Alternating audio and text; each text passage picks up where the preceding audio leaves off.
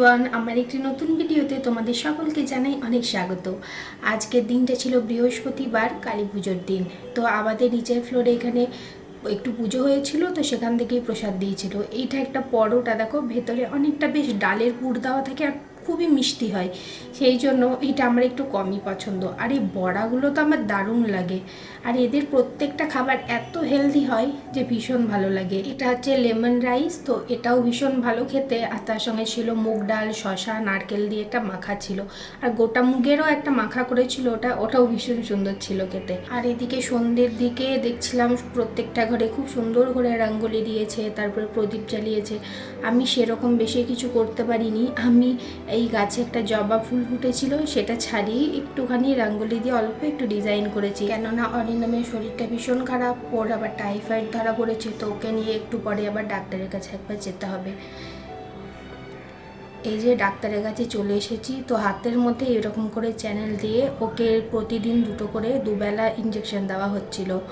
তারপরে ডাক্তারখানা থেকে বেরিয়ে, বাজার তো আমাদের একদম সামনেই, তো ওখান থেকে একটু ফল নিতে চলে গেছিলাম।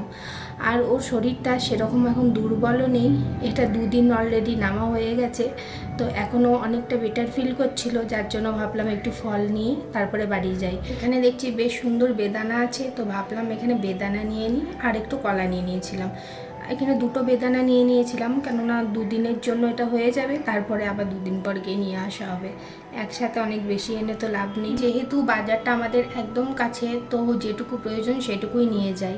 আর এইদিকে আবার দেখছি যে একটু শুটকি মাছ এখানে আবার দেখছি বিক্রি হচ্ছে। এদিকে দেখো চিংড়ি, তারপরে এটা মনে হয় পুঁটি পুঁটি না, মৌরালা মাছ যেটা হয় সেটার, তো এগুলো শুটকি মাছ করে বিক্রি হচ্ছে। যাই হোক, তারপরে আমরা আমাদের ফলগুলো নিয়ে বেরিয়ে গেলাম এখন দোকানটা থেকে।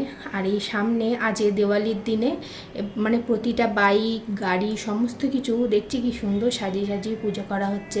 আবার দোকানগুলোতেও পুজো হচ্ছে ছোটোখাটো করে। তো এখানে একটুখানি দাঁড়িয়ে দেখে আমরা আবার আমাদের বাড়ির দিকে হাঁটা দিলাম।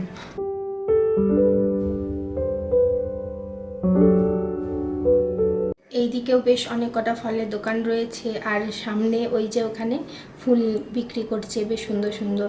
তো যখন পুজো করি ঘরে, মাঝে মধ্যে এখান থেকে নিয়ে যাই, আর যখন টাইম হয় না একেবারেই, তখন ওই যে বিগ বাস্কেটে অর্ডার করে দিই।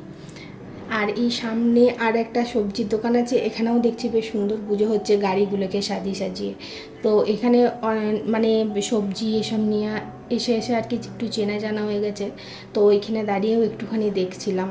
আর বাচ্চাগুলোকেও দেখো এত সুন্দর সেজে গুজে ওরা ঘুরছে আর ফটো তুলছে।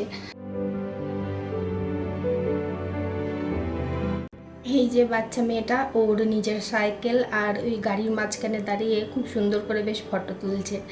যাই হোক, এখানে কিছুক্ষণ দাঁড়াবার পর আমরা আমাদের যে ফ্ল্যাট আছে সেই গলিটাতে ঢুকে গেছি। আর এখানে তো এত পটকা ফাটানো হচ্ছে, রাস্তার অবস্থা থেকেই বুঝতে পারবে।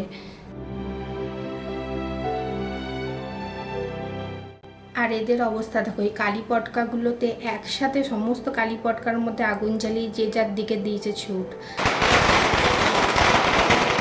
এখানে ব্যালকনিতে দাঁড়িয়ে বেশ অনেকক্ষণ এদের পটকা ফাটানো দেখছিলাম, বেশ ভালো লাগছিল দেখতে। এখানে কি সুন্দর তুবড়ি জ্বালাচ্ছিল, তারপরে চরকি, আরও না নতুন নতুন 2 ধরনের পটকা ফাটালো দেখলাম, সেগুলো তোমাদের সাথেও আমি শেয়ার করব।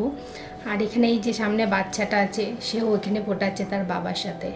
আর এই যে এইটা একটা নতুন ধরনের, এটা আমি কখনো দেখিনি, আর এটার নামটাও আমি ঠিক জানি না এটাকে কি বলে। এটাও দেখতে এত সুন্দর লাগছিল। আর এইটাও দেখো কত সুন্দর দেখতে।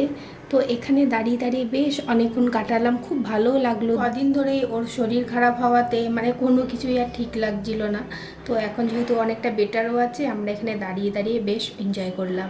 ভিডিওটা আজকে এখানেই শেষ করছি। সবাই খুব ভালো থাকবে, সুস্থ থাকবে, আর আজকে ভিডিওটা কেমন লাগলো সেটা কমেন্ট করে অবশ্যই জানাবে।